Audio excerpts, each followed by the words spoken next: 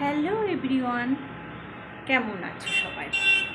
আশা করি সবাই ভালোই আছো, আর আমিও অনেক ভালো আছি। অনুজ ভোলাকে আরও একটা নতুন ভিডিওতে তোমাদের জানাই ওয়েলকাম। শীত তো পড়েই গেছে, তোমরা কে কে এই শীতের মরশুমে ঘুরতে বেরিয়েছো অবশ্যই কমেন্টে জানিও। আমিও দেখো রেডি সেডি হয়ে নিয়েছি। আজকে সব বোনেরা মিলে যাব জলেশ্বরে ঘুরতে। তো চলো ওখানে গিয়ে কি কি করি আর কিভাবে আজকের দিনটা কাটাই সেটা সবটাই তোমাদেরকে শেয়ার করব। তো চলো দেখতে থাকো।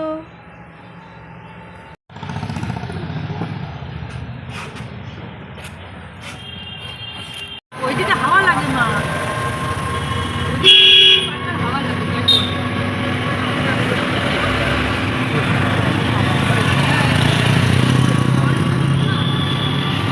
আমাদের সঙ্গে যোগদান করলো আর একজন, মেজদির শাশুড়ি। আর এদিকে পুচকেটা ঘুমিয়ে পড়েছে। বাবারে লেপ কম্বল নিয়ে আসতে পারতে আমাদের জন্য।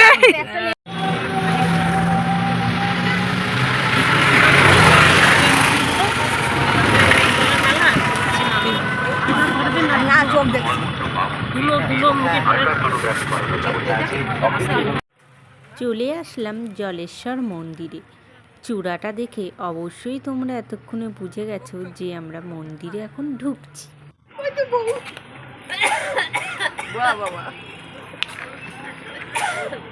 মন্দিরে ঢোকার মুখেই দেখলাম একটা বিয়ে হচ্ছে,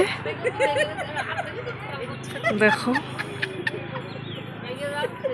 আর ওরা, আমরা যেহেতু ভিডিও করছি, ওরা আর নামছেই না, লজ্জা পাচ্ছি।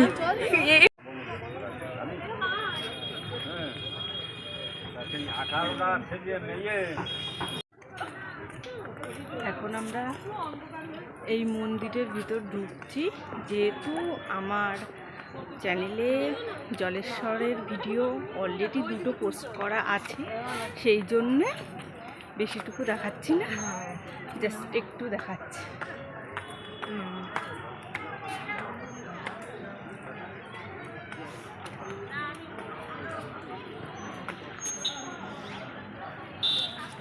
দেখো অন্ধকার হয়ে গেছে আমাদের আস্তে আস্তেই।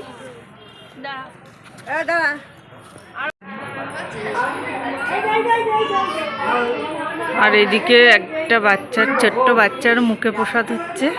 কি সুন্দর লাগছে দেখো বাচ্চাটাকে, খুব সুন্দর লাগছে।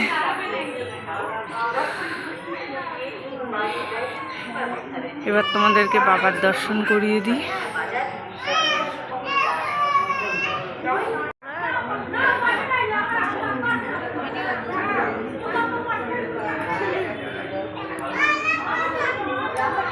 দেখো আমরা সবাই মিলে এখন এখানে বসে পড়েছি। এখন এখানে খানিকক্ষণ বসে টসে তারপরে বেরিয়ে যাবে।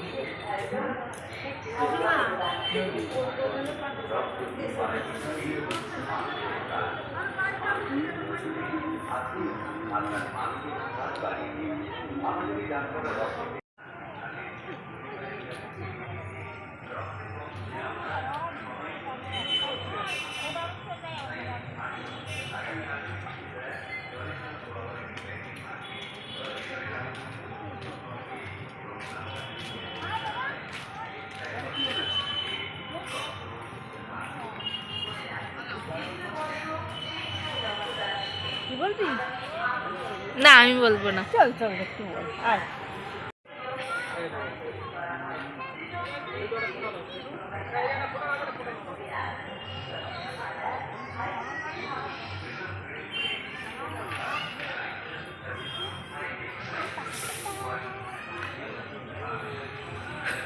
তুই কি খেলা করছিস নাকি? মনে হচ্ছে তোর খেলার সাথী। দেখে খুব ভালো লাগছে। ও, আমার গরু খুব প্রিয়। তাও আবার রংটা সাদা তো। ও।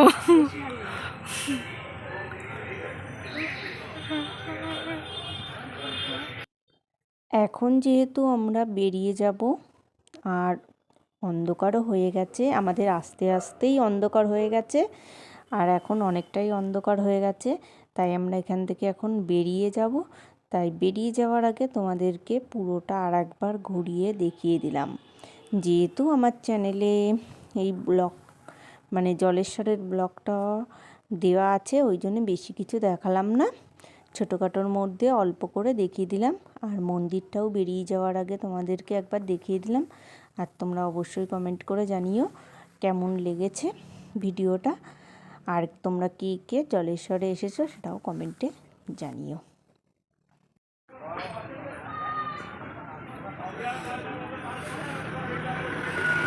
এইখানে একটা মন্দির দেখতে পেলাম। ও আচ্ছা, এটা হচ্ছে বাবার মন্দির। তো এটা যেতে গিয়ে আমার চোখে পড়লো, খুবই সুন্দর। যেহেতু এখানে গেট দেওয়া, তাই তোমাদেরকে পরিষ্কারভাবে দেখাতে পারলাম না। তো মন্দিরটা খুবই সুন্দর। চলে এসেছি, কি বলে এগুলোকে, ভুট্টাটা তাই তো বলে, আমিও তো তাই জানি। চলে আসলাম একটু ভুট্টা খেতে। এই ভুট্টাগুলো গরম গরম খেতে হেব্বি লাগে, লবণ মাখিয়ে লেবু মাখিয়ে, আহ হেব্বি সুন্দর লাগে খেতে। আর এর দানাগুলো হতে হয় তোমার একদম নরম, তাই একটু মিষ্টি মিষ্টি হলে বেশি ভালো লাগে। আর ওরা ওই যে গাড়িতে বসে আছে।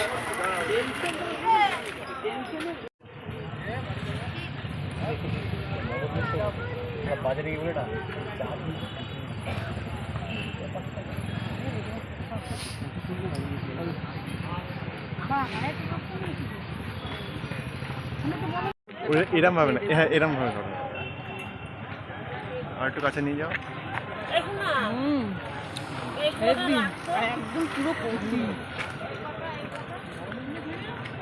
কেমন টেস্ট? আমার খুব ভালো লাগে। এবার আমি খাবো। ঠিক আছে।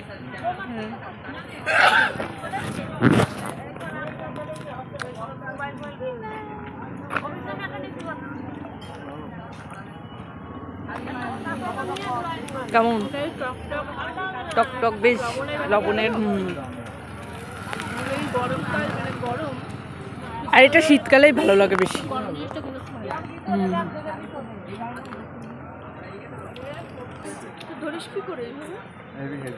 চলে আসলাম আমরা চায়ের দোকানে চা খেতে। এই দোকানটায় চা খাবো। রাস্তায় দেখে এই দোকানটায় নামলাম, তো এই দোকান থেকেই সবাই মিলে চা খেয়ে। আর এই যে চা প্রেমিক বেলা দু কাপ, হ্যাঁ ওর লাগবেই।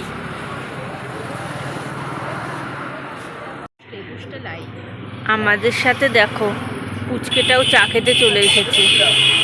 কিরে চা খাবি? হ্যাঁ চা খাবি? ঠিক আছে, তোর জন্যও 1 কাপ নিচ্ছি চা।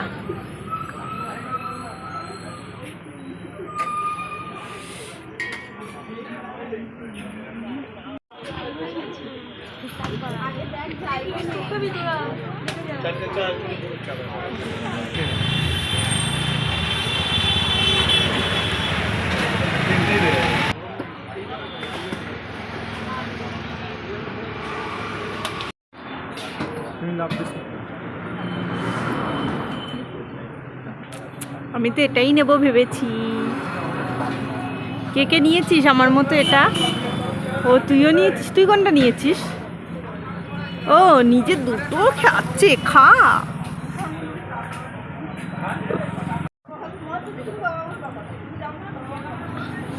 কেমন হয়েছে চাটা?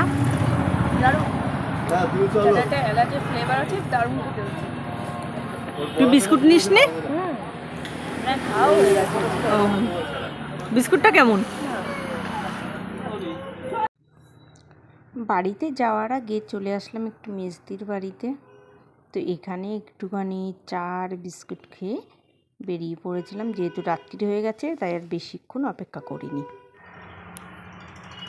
চলে আসলাম বাড়িতে। তো আজকের এই শীতের বিকেলটা এইভাবেই কাটালাম। তো তোমরাও কমেন্ট করে জানিও তোমরা কে কে এরকম আশেপাশে ঘুরতে গেছো শীতের মরশুমে। তো ব্লগটা যদি তোমাদের ভালো লেগে থাকে অবশ্যই আমার পাশে থেকো। আর দেখা হবে নতুন ব্লগের সঙ্গে। ততক্ষণ সাবধানে থেকো, সুস্থ থেকো। আজকের মতো তোমাদের সবাইকে টাটা।